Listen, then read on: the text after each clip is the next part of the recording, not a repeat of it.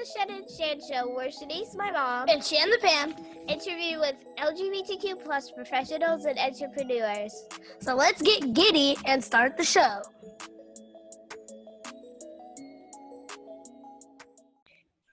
Alrighty, guys, welcome to the Shen and Shan Show. I'm Shan. And I'm Shenice. And today we have Charlie on the show from Nuance. I'm always messing something up. Nuance District.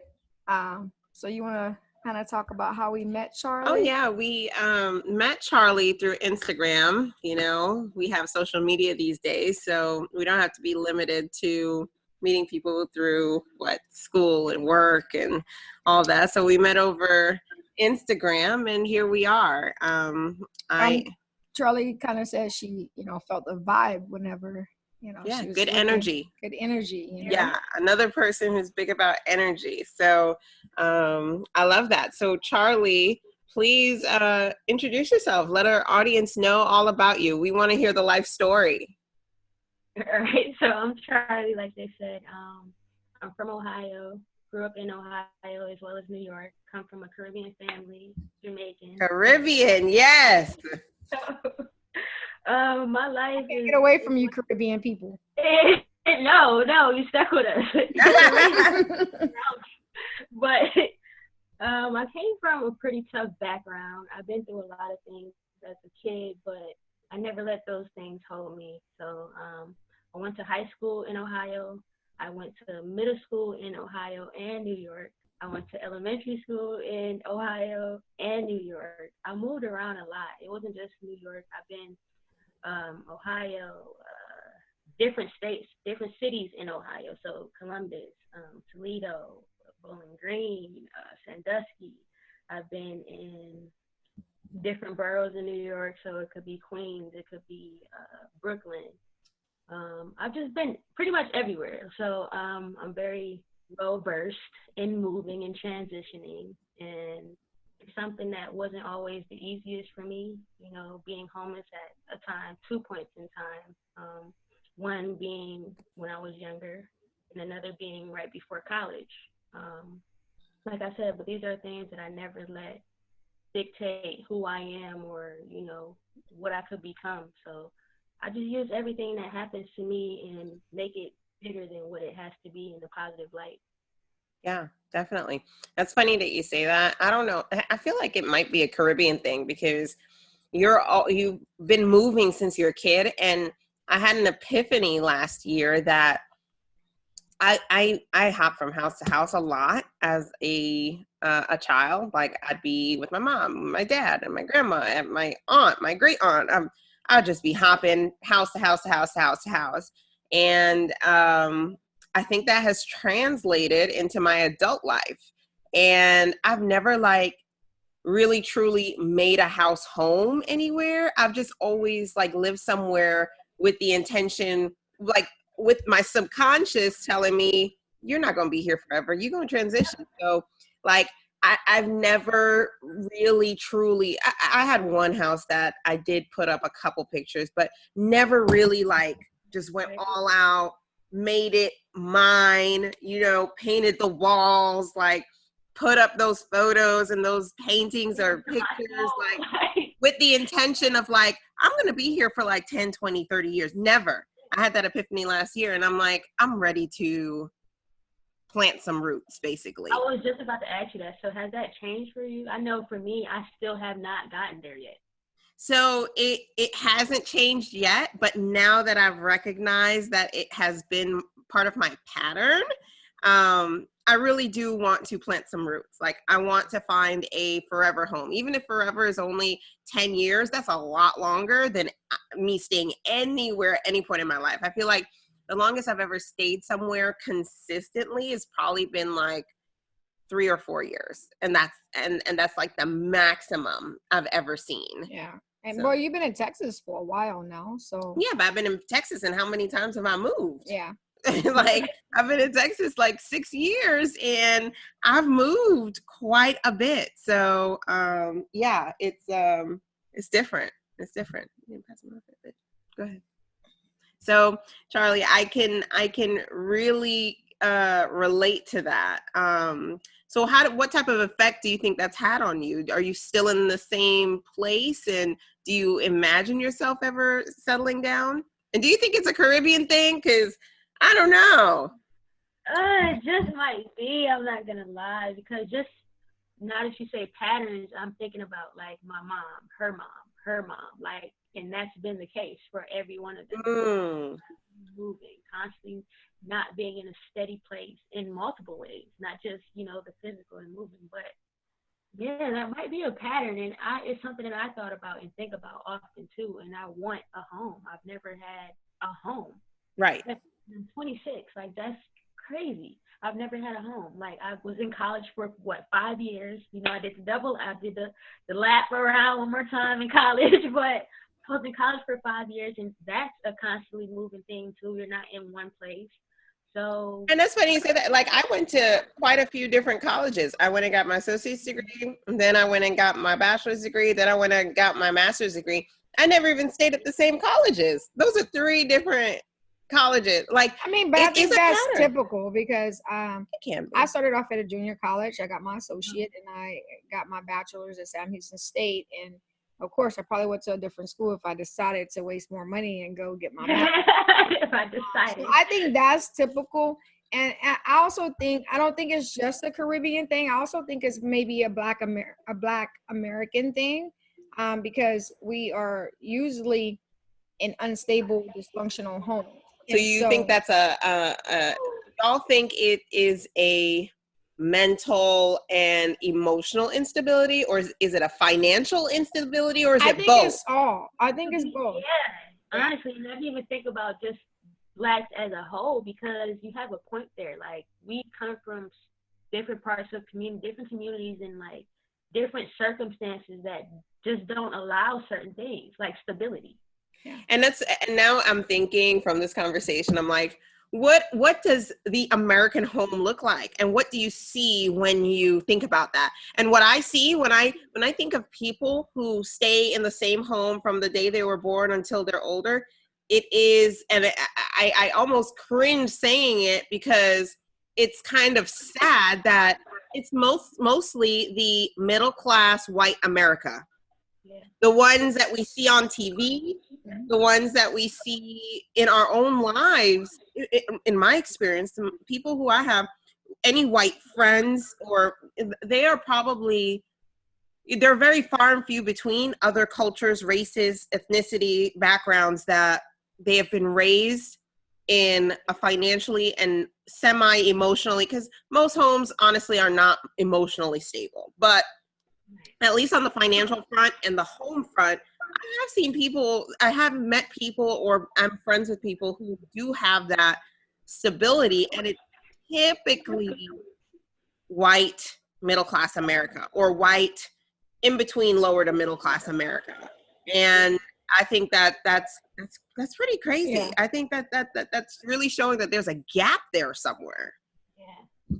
So with that, like, I've had, like, in college, a lot of white friends. I had a lot of white friends in college, and a lot of them had homes passed down to them, like things that are passed down, cars, all of these things that I never got to experience. Like, I never had a car passed down to me, like barely clothes passed down. So it was just like, so they already had a head start. They had their families creating that generational wealth, and we're trying to just kind of start from ground zero, because we don't necessarily have that. It's also just like they have generational wealth. We have, generational, where we are just not everybody. I think a lot of people are more dysfunctional than they are functional. So I'm not going to say just the Black race, but I mean, if you think about how we were split up, if you go back when we was first brought over here, if you look at all our ancestors, and I know you guys are from the Caribbean, but I think it's not that much of a difference compared to how our ancestors were treated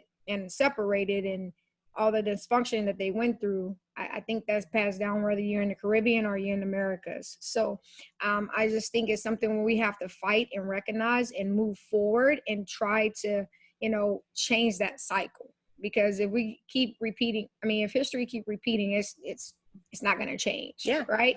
So we have to work hard and start identifying that and having conversations like this so other people can think about how they can improve their life. Because literally it takes conversations like this for people to even realize that there is a pattern. Yeah. Because it took me until last year, like that's a long time for me to just be figuring out what that unhealthy pattern is. Well, you know, and to each their own. Some people are their pattern of always moving and being a nomad. It might be healthy. They might have that spirit, you know, they might have that spirit that they love to travel or they love to be in different places. But I think in my situation, I don't think it is very healthy. Especially if I want to have, you know, start on the track towards healthy relationships, healthy emotional and mental state, healthy, you know, even just career wise, you know, so we're not, I think it translates to other parts of your life. If you're hopping around physically, imagine what you're doing, hopping around emotionally, hopping around different jobs, hopping around, you know, like it's like we never found our place. That's how I feel. Like, that's so real though. Like you're coming from my life right now. Both of y'all are coming from my life because that's so real. Like just to think about how it translates into different areas. I definitely hopped around in relationships. Like if it's this relationship, it was this next one. If it was this one, okay, it's this next one. On to the next. But this is the first time in my life where it was just like it's just me. Yeah. And say I'm a little bit different when it comes to hopping around relationships. I'm just that person that didn't do that, you know. So she been hopping around floozies, but you know, right? let me not. No. We'll have to talk about this off. You didn't have much to say about that. No. Didn't have any floozies, you know. But yeah. So I think that this is a really good like revelation, epiphany moment. Like a lot of people, regardless of race, because you're gonna have people of every race who experience this. And the fact of the matter is, we need to be able to identify what are those unhealthy pieces of ourselves that need to change. And the only way we're gonna change them is if we recognize it and we stop the cycle. So, you know, I just think that's super important because we don't even realize it. We're stuck in this pattern. It's like, you know, like you walk into somebody's house and a smell catches you off guard, right? But the people who live there, that's their normal. So they don't smell it. You know what I'm saying? And that's so real. It's true. So when we're caught up in it ourselves, we're kind of like, this is normal. Like, this is me. This is my life. But we don't even realize that just because it's normal for us doesn't mean that it's a good thing. Doesn't mean that it's a healthy thing. So anyways, I feel like personality traits too, because I know you've heard people I used to be somebody myself who used to just be like, that's just me. Like that does not make it okay. Like that doesn't mean that it's okay. Right. 100%. And that even goes into relationships, right? Just because it's something that we've always done or individually, right? Just because, you know, if Shan and I get into some type of disagreement and it's a matter of, well, I've always done it this way. That doesn't mean that that's what's right for both people or this relationship or that it's even healthy in the first place, right? So it goes with a lot of things. Just because it's part of our pattern doesn't mean it should be there. Yeah, especially with her and I, like Caribbean, and like their disrespect and my disrespect is a different thing. So I'm just like, disrespectful, and I'm like, what? You know? So even learning that is like, sometimes you got to learn how to step outside of yourself and view yourself from outside and see how other people are seeing you. Because if you don't have that skill, you're gonna be probably, I'm not gonna say it's gonna keep you from achieving your goals, but it's gonna take you longer to reach your goals. So we have to learn how to check in with ourselves. Okay, so let's dive into your business, Nuance District. How did you get here? Like, how did you come up with this idea? And introduce us to the business first, and then you can backtrack and tell us how you got here with Nuance District. Okay, so Nuance District is a luxury brand. We sell luxury items, starting off with duffel bags. Our duffel bags come with USB charger ports. It comes with extra space storage so that you can overpack. I'm somebody who loves to overpack, so I created a bag. You see what I'm saying? Yeah, that's Shan. Shan loves to overpack. I love to overpack. Like, I might wear it, but so wait. I have a quick story. So Shan and I recently went to San Diego, and we went to San Diego, and we flew Spirit for the first time. And if you know Spirit, yeah. Spirit charges for everything. Yeah. So I was like, when we were booking the tickets, I was like, Shan, let's just pack a backpack because you can take a personal bag free, right? Let's just pack a backpack and get on this plane.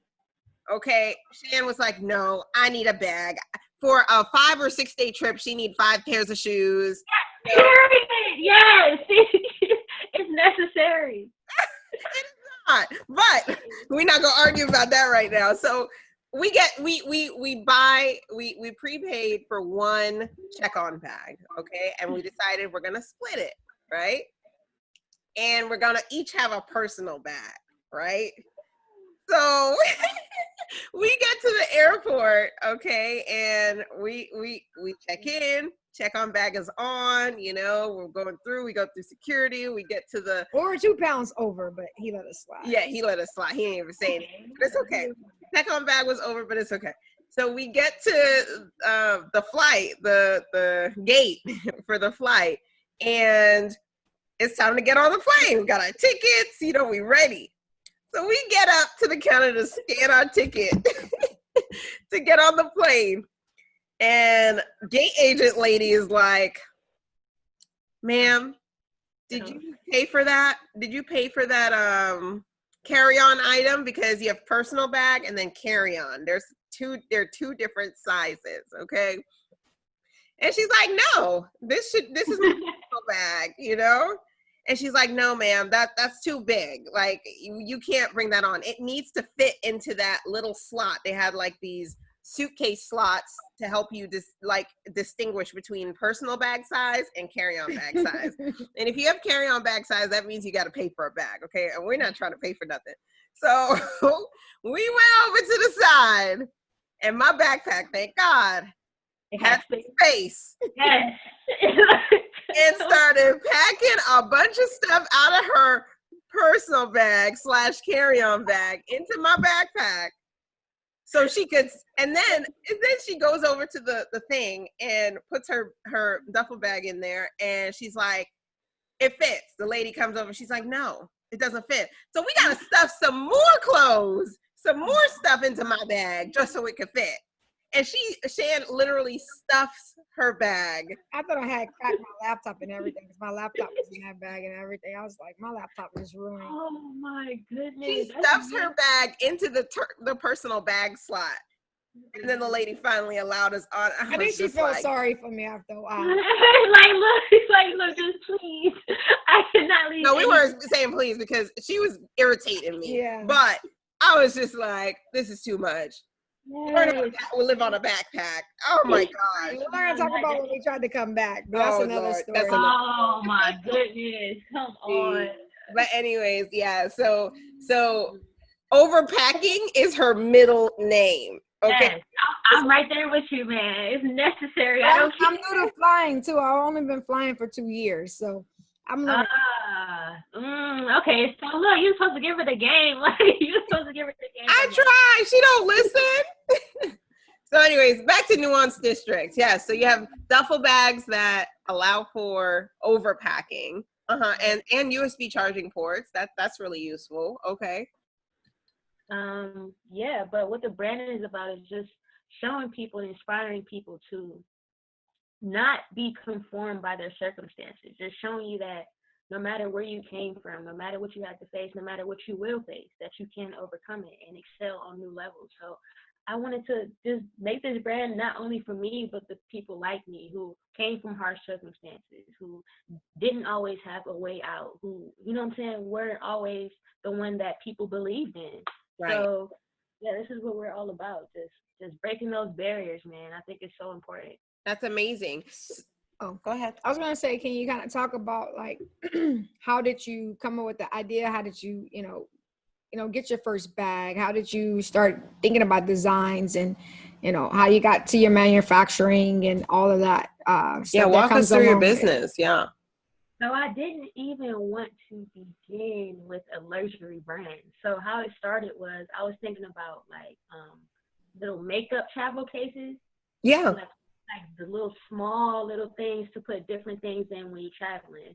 But I had got into like the hydrographic. Do you know what that is? Like the hydrographic is when like No.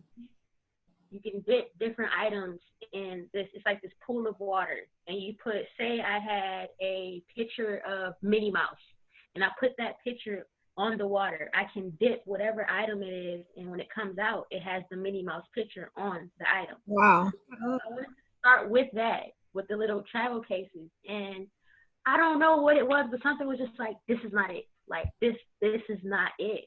So I'm like, okay, well then what is it? So like I'm trying to figure out what it is, and boom, duffel bags came because I love to travel. I love to, I've always had to pack bags when I was younger because I had to always move somewhere else.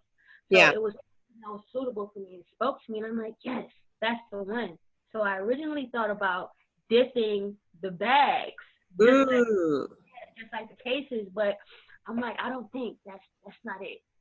That's not it. Once again, it's like, that's not it. So I came up with designing them myself. So I started printing out certain bags. I found certain bags on Alibaba. Have you ever heard of that? Yeah, definitely. I found certain duffel bags on there, and I'm like, all right, a lot of these are not speaking to me. I don't like a lot of these. So I came up with my own design. I printed it out, and I started making designs on the printouts. I started coloring it. I started doing, like, I have a whole bunch of papers where it's just like so many different designs on each of them. So that's really how I got into the like designing part of it. And do you have a background in design? Have you ever drawn or designed anything before? What's your background? I wouldn't say a background. Or an eye for it or something? Definitely an eye for it. In art class, I would realize how interested I would be. I was so interested in art class. Like, I used to love going to art. So I realized my creativity back in middle school when I used to have art. So it's something that's always been in my mind. I used to trace stuff, never like just draw out like outright, but I always knew the creativity that I had. So it just applied in this moment in the best way possible, allowing me to design my own bags and allowing me to tell my suppliers. So I found my suppliers on Alibaba as well. So they allow you to, they allow you to find whatever it is you're looking for. I mean, literally anything you're looking for, they have suppliers for it on there. Right, like manufacturers, and you can kind of shop around. So listeners, if you're looking into getting into business, a lot of people do start with communicating with suppliers on Alibaba, and that's Alibaba. And they're big. I mean, they're publicly traded on the stock market. They've been doing. I have stock in them, so yeah. And I think they have suppliers that are not just in China. I think they have them all over the world. That suppliers and manufacturers sign up on that site, and you can communicate. People can review them as a manufacturer. So yeah. So is there a fee for that? No. So no, there's not a fee to actually be on the site to use them. It's not a fee to reach out to a supplier if you find one. I don't know if there's a fee to the supplier. There very well might be. So if you want to be a manufacturer on the site, that might be a different story. I have no idea about that. But yeah. If you reach out and you find something that's suitable for you, whether it's something they already created or something that you think about yourself, just reach out, tell them that you want a sample, and they'll charge you for that sample. Right. Yeah.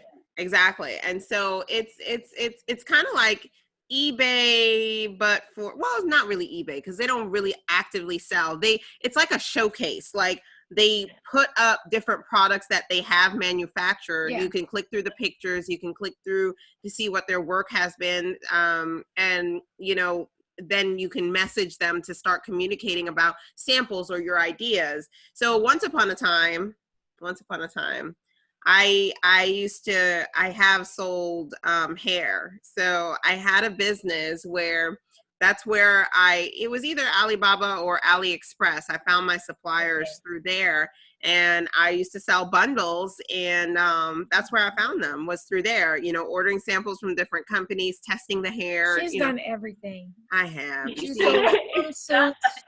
I mean, and she started pretty young as well, so she has a background for that. And I kind of tell her sometimes that maybe that's actually what you should be doing, but she's so big on financially educated.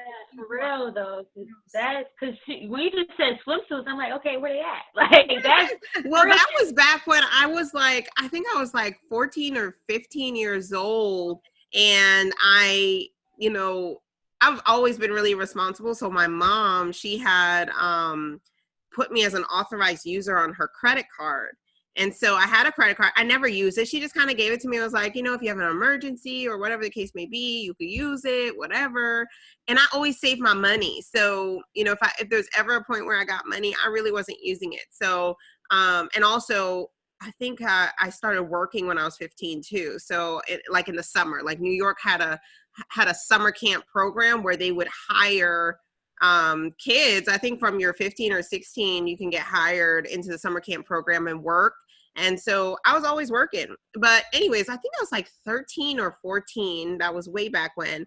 And I started doing research. Now this is, I don't know what version of Windows, you know, this was when dial-up was still here, right? Dial-up internet. And AIM was popping. AIM, yes. See, I was of that generation. Shan, I don't know if Shan know. No, Shan know. no, Shan, that missed me, you know. So. Shan is a little older. Okay. That AIM. That was Yeah. nice. So I was a part of that generation, the AOL AIM, you know, epidemic. But yeah, so when I was like 13, 14 years old, I was like, I need to do something. Like I just always had this entrepreneurship type of business mindset. And basically I was researching what is it that I can purchase at a discount and then sell for a profit. And I just came across a site. I feel like it was like liquidation.com or something like that. Basically, bathing suits were out of season. And so they had brand new or returned bathing suits that were so cheap. Like I feel like they were like $2 to $5 a piece, maybe even less than, they're probably like $2 or $3 a piece, the bathing suits. And so I bought a bulk box of like 100 or 200 bathing suits, something like that. Okay. So I didn't get to choose the sizes, designs, nothing. They were just going to ship me a bulk box, liquidated bathing suits. So I bought it. I was like, yeah, I'm going to buy it. And then I'm going to list it on eBay. This is when eBay was just getting like really big. I'm going to list them on eBay one by one to make a profit. And I was doing it. I also did perfumes. I also like when I still have my eBay profile. The Caribbean in there. Yeah, that's what it is. That's what I'm thinking too. Like it's just all in the blood. Yes. So that was that. But yeah, but go ahead. Alibaba, that's where you found your supplier? Yeah, definitely. You got me thinking about bathing suits. That's right. I found my supplier. I contacted my supplier, and they also give you an option where if you cannot find a supplier, they give you an option to literally tell people exactly what you're looking for. Oh, really? Post it, like yeah, make it like a post, like an Instagram post, where you just put it out there, and the suppliers come to you. So reach out to me, and so basically they can come to you and pitch, like right, yeah, like I have this and I can do this. So that I had a lot of that. I still have a lot of them just hitting me still, but I found one who can do what I wanted them to do. Like they showed me, you know, an example of what I wanted. I'm like, yeah, that's exactly it. So they ended up shipping me sample bags, and it was exactly what I wanted. So I went with them as a supplier. Wow, that's amazing. So now, what does your business? Is it launched? Is it out there? Can people purchase yet? The business is not launched yet. The website is up though, nuancedistrict.com. Pre-orders are open. Oh, okay, awesome. Pre-orders are definitely open right now, but we're still tying up some ends right now, but it should be launched by September 19th officially for everyone. But if you're listening to this or you're interested, you can go pre-order right now. But yeah, we're coming, and we're coming hard. Okay, so basically we're looking at, you know, this last tail end of the year, because, you know, things can happen. Now, which is, I think, is a perfect time because a lot of people are looking to travel and they want travel to impress your friends and family. and it's holiday time. Yeah. I know. I think people, if they still have jobs and they're still feeling good, they're going to be trying to spend out the wazoo to have an amazing holiday season. So, but with that said, are you facing any type of challenges with the pandemic, like with coronavirus here? What's going on there? Are you facing any challenges? No, honestly. Well, I'm the type that I'm always out somewhere. So for me personally, yes. I'm always used to just being out wherever the crowds are. So I would definitely right now be in a crowd with my bags, like talking to people, just being very social. I'm a very social person. But I also noticed, though, a pro of this is everybody, not everybody, but most people are in one space, which is social media right now. So it's not that much of a challenge for me to still speak to people. Granted, they can't really feel me or my spirit by, you know, social media, but it's still a pro to that. Yeah, definitely. All right, so I want to ask, what does your customer look like? Sorry. Bless. My customer is basically people, you know, middle class, upper class. You like traveling. If you have different transitions. So say you're about to go move with your girlfriend. Say you're about to go move for a new job. You're about to go to college. You're about anybody that's in a transition of any sort. That's my customer. Like I'm all for you. I'm here for you. And that's what I'm about. Just that transition period in your life. Okay. So I don't know if you asked this question already. Your day-to-day, what does your day-to-day look like? My day-to-day, I wake up. As far as your, you know, planning for your business and marketing your business. So when I get up, say my prayers, of course.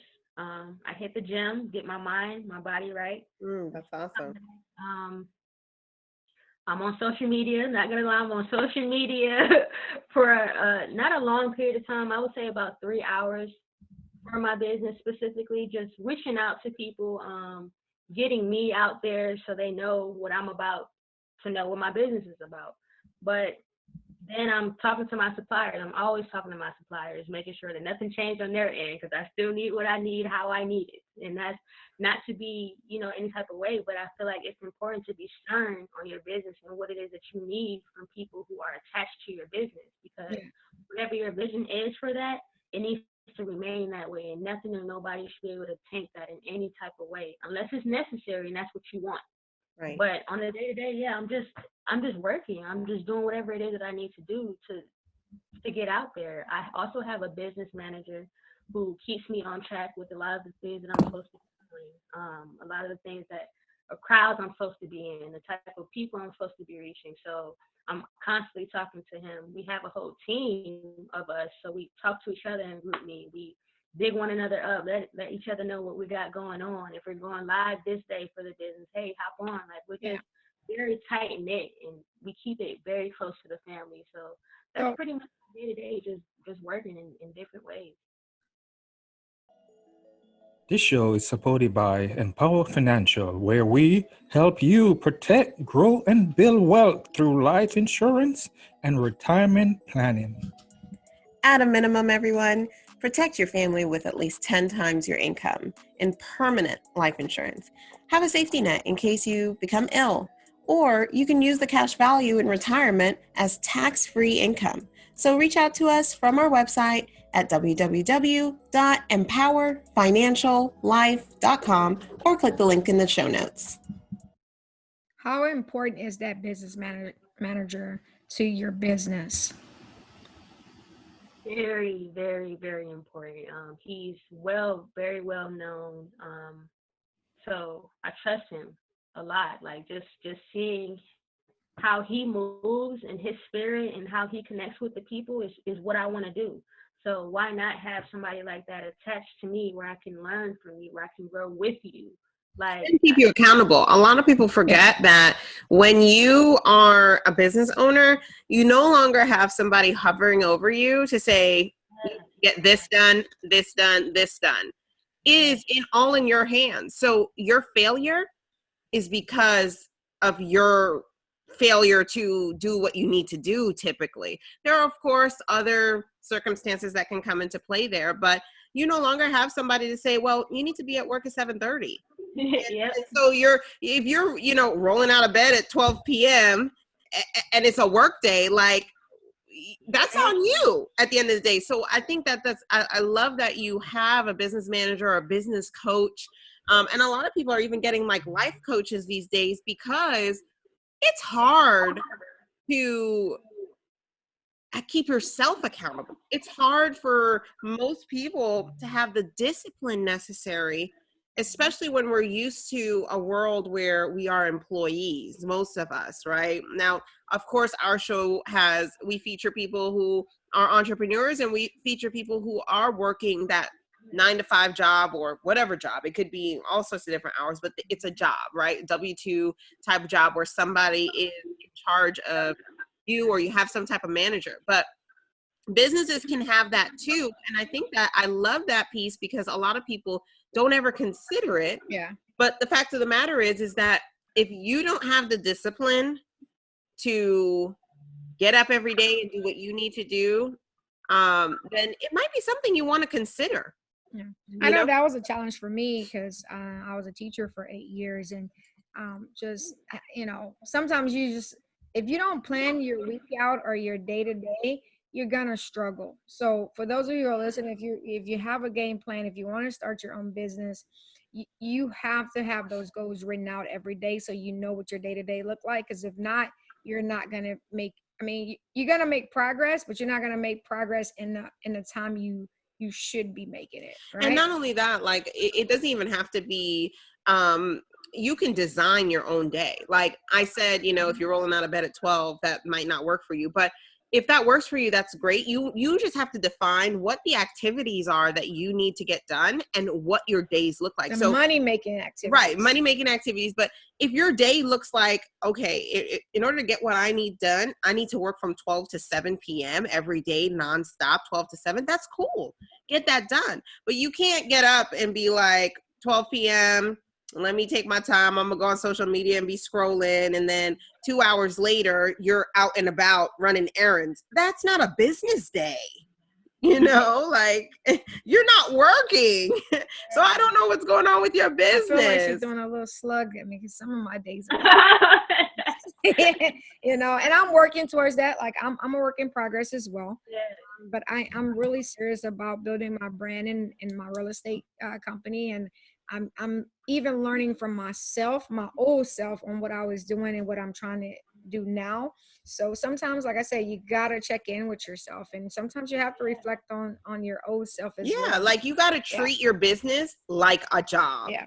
You are working for yourself and working for that business. So if you don't get done what you need to get done, more than likely you're going to see the results of that, and you're probably not going to like the results. Yep. So. And that's my business manager, he's on us, like, and it helps us so much to stay on ourselves so that he doesn't have to. It's just like, no, I know that he's gonna be on us, so like, no, let me just do what I need to do, so we don't have to hear him. We don't have to, because he's very straightforward, very blunt. He's gonna let one of us know if you're slipping, you're gonna hear it, and the whole group is gonna hear you hear it. So like, it's just like, no, we all stay on each other. We're all just like, no, this is what needs to be done. This is working. This is not working. Like, we support each other in that way. So it's amazing. That's amazing. All right, so we're gonna get to my favorite part of the show.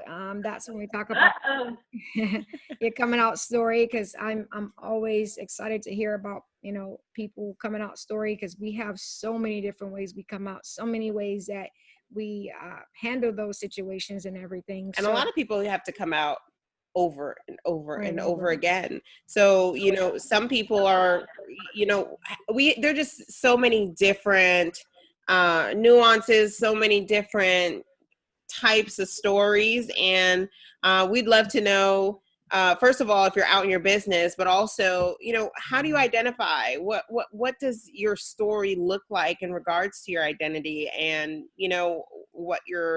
how you told the world about this. So I came out. I do not, just to let you know, I don't identify as anything. I'm just Charlie. No labels on me. I'm just me. But how I came out was I wrote a letter the night before I went to school, and I'm just like, this night I was just like, yo, like, you cannot keep hiding you. Like, that's not even you. It wasn't even me. Like, I'm a very straightforward, real, honest, genuine person. So to be hiding something was literally eating at me every day.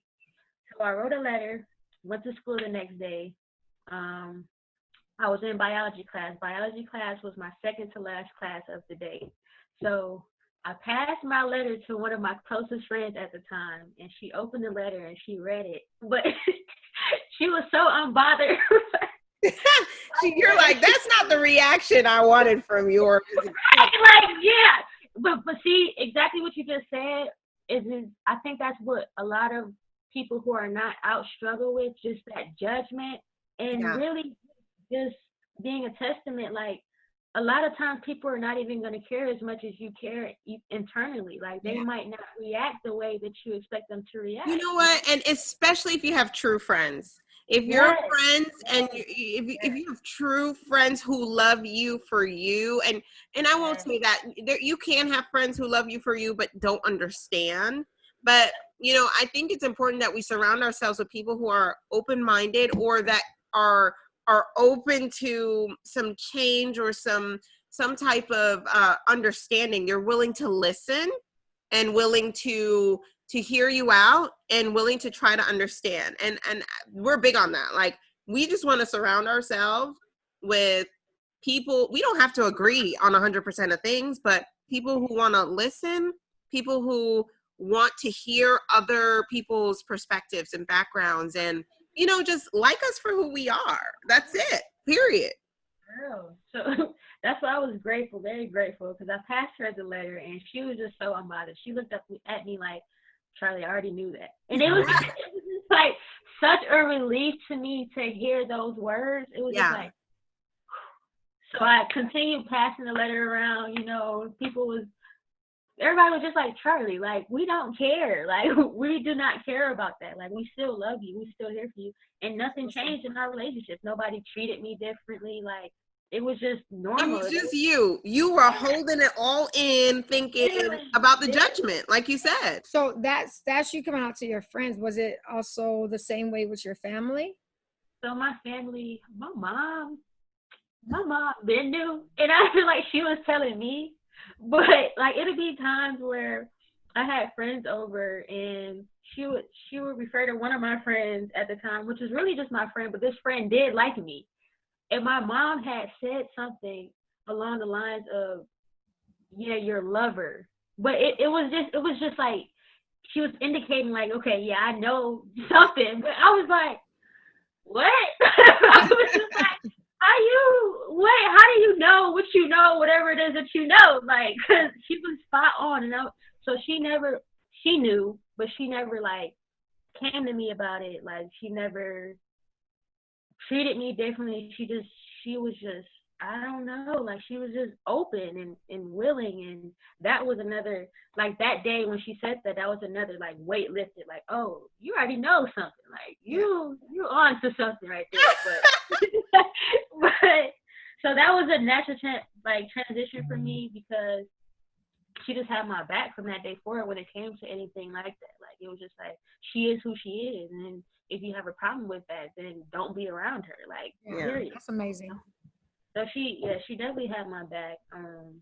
There were certain people that did not have my back, that were not feeling that, such as, you know, my grandmother. She was not with it at all. Judged me a lot on that. We got into it a lot because of that. So how did that affect you by your grandmother not accepting it? Did it affect you in any kind of way? I wouldn't say it affected me in a negative way, because at the point of me coming out, I just had back on my armor of just being genuine, real, and standing in my truth of who I am. So anybody who didn't accept that, it was just like, oh, okay.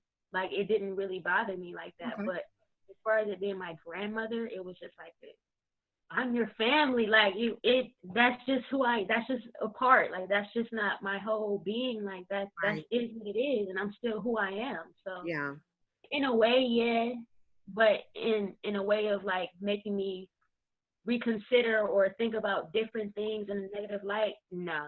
Yeah.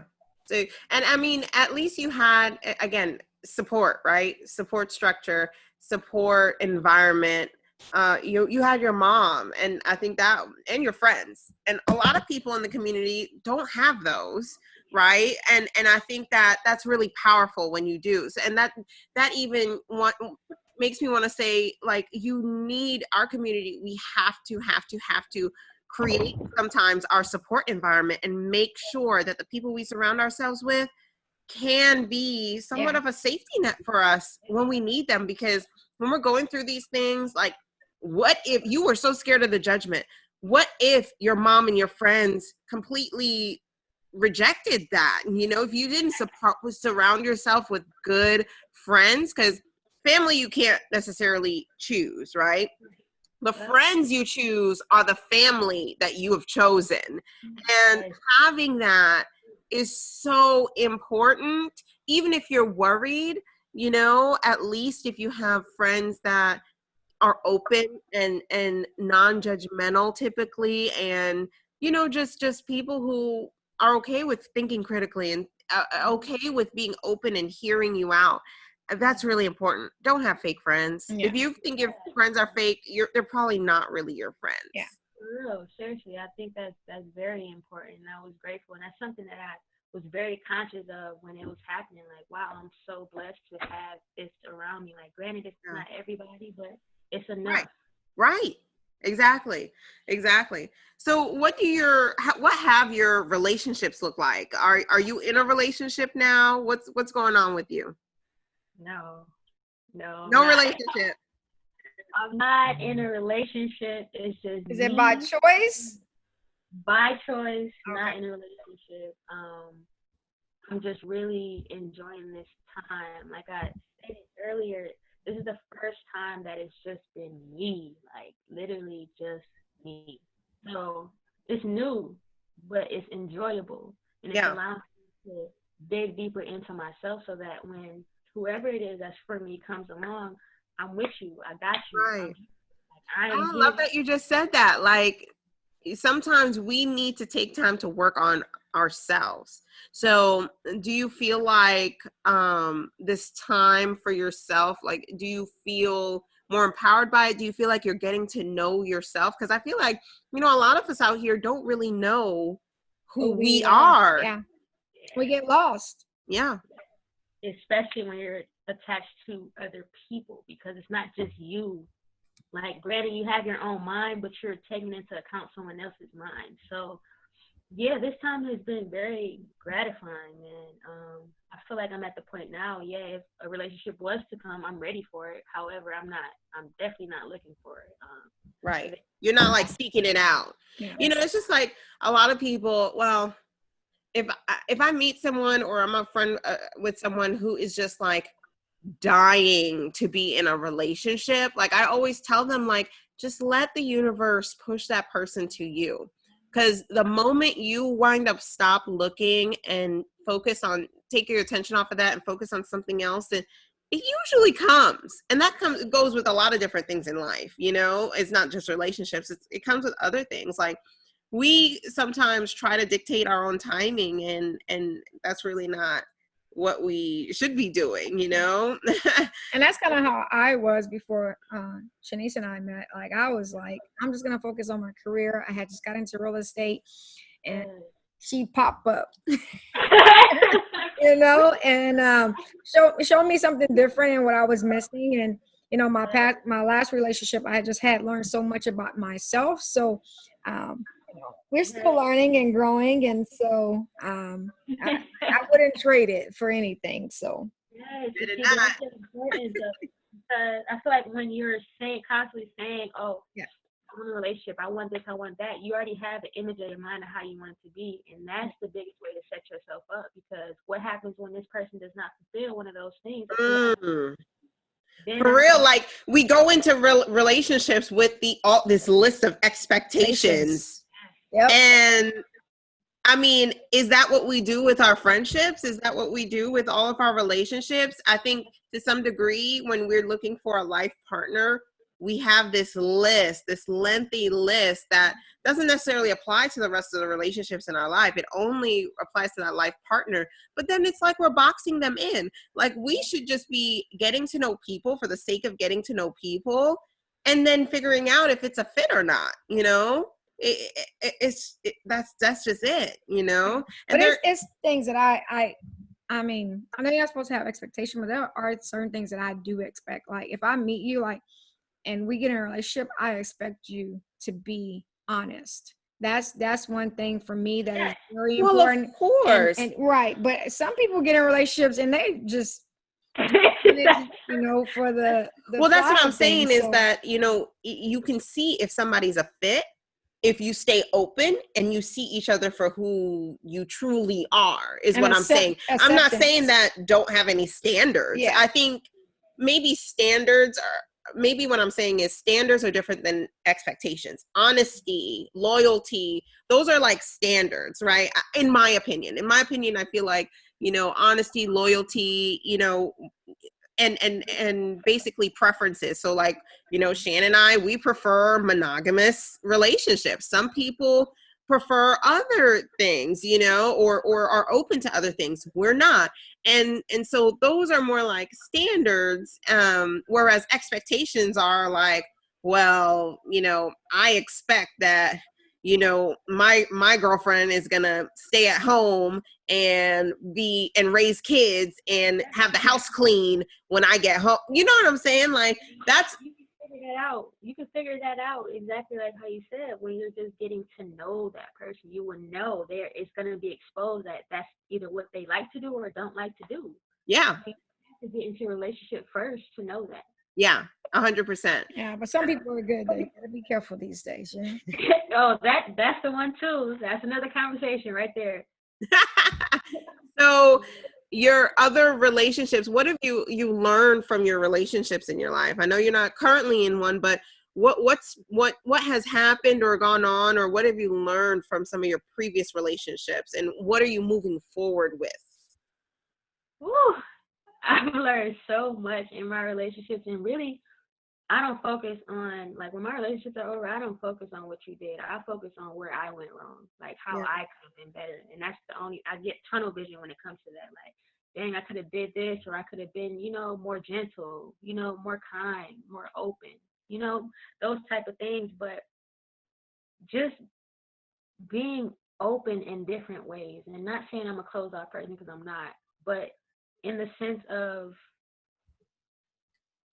giving people the benefit of the doubt is an example. Like, just because that's hard. Yeah, and just because something mimics something that has happened previously doesn't mean that that's the case now. Like, things change, people change, everyone is not the same. So it's a lot of takeaways, honestly, and it's just like, don't be so hard on yourself either. Like, don't always penalize yourself for certain things, because a lot of things are out of your control. So Right. Yeah, don't be hard on yourself. Be as gentle as with yourself as you are with these people. And I think that's something that I failed to do, was to be as compassionate with myself as I was with these people. So definitely something I'm carrying and not letting go of. For real.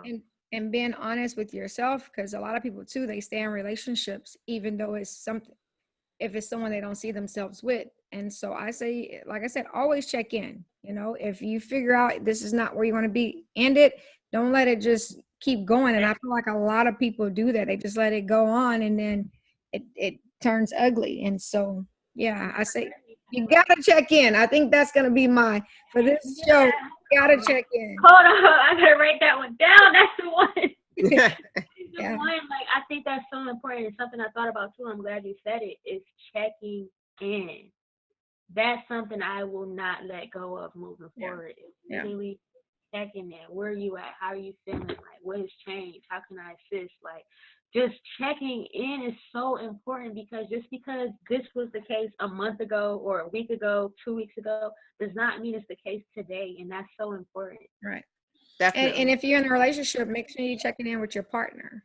Yes, that's what I'm That's saying. too. Like, if you're single, make sure you're checking in with yourself, But when you're in a relationship, you got to check in with yourself. But even if you're in a relationship, you got to check in with yourself. Right. Like in and out of a relationship, check in with yourself. Right. Where's your head at? Like, don't make where your head at dependent on where the other person is. No, where are you? We all have a mind of our own. We all have our own feelings. So where are you right now? Where is your own personal check-in? Right. You know, we have to, I love the kind of phase that we're in, all about the self-love, self-care.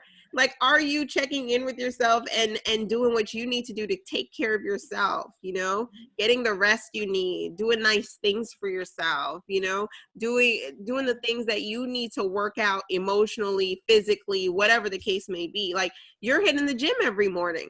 I need to get there. Like, just even if it's like a 10-minute, 5-minute, 2-minute workout, I need to be able to spend that time for me to like you said, you know, get the body and the mind right. You know, it's more about the mind than it is even for the body for me. And I was gonna say also too, I know there's some people that don't know how to check in or where to start. I just say you have to start digging deep within yourself and feeling if you're uncomfortable, if you're not happy, if you're sad. You know, this day and age we have technology. Start watching videos. Start seeing. I mean, because a lot of times when we go back to about how we grew up, and that's normal for us. Sometimes you gotta check in with yourself and be like, okay, is this normal? Like, what is the pattern that keeps Right. repeating itself that you don't like, Right. right?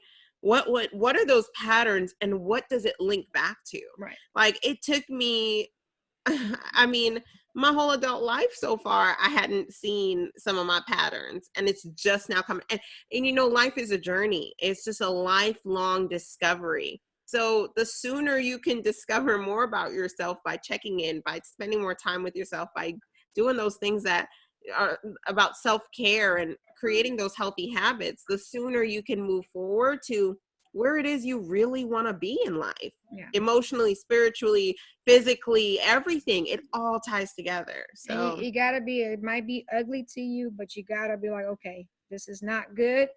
And it might be hard, but you gotta fight through that and make that change. Because if you keep doing the same thing over and over, what do they call that? Insanity. So you have to fight past a lot of your history, your just everything you've been through. You have cycles, right, your patterns, cycles. yeah. You have to fight through it because I know for me, I feel like until this relationship, I didn't realize a lot of things that I did that affected me when I was younger, or you know, going through another relationship, and I'm like, oh, okay. So I'm learning to check in, and so that's why I think I'm on that whole check in right now. Because I've been doing that with myself, and I like it. It's ugly sometimes. I'm just like, but I got to fight through it, you know? Yeah, definitely. I mean, to have change, sometimes it just isn't pretty. Yeah. I mean, that's life. Yeah. Sometimes it takes something heart-wrenching. Sometimes it takes something awful to come out on the other side with a new train of thought, with a new mindset, with something new that you've learned, you know? So... But the goal is to beat that ugly stage. Right. That's the goal. Okay. So, Charlie, we're going to move on to some wrap-up questions. Okay. You want to start? All right, Charlie, you ready? I think so. It's not that bad, okay? You ain't no telling with y'all. All right. So, what would you say is your best money habit? Not spending it. That's my best and my worst though, because I would literally spend my last on somebody, literally my very last dollar. But when it comes to me, it's like you don't really need that. Like unless it's some shoes. Nah, that's different.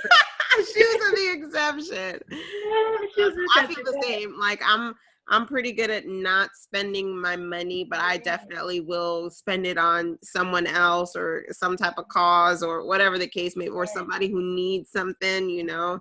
I have a bad habit of spending my money on her. Oh my God, it's so annoying. I'm just like,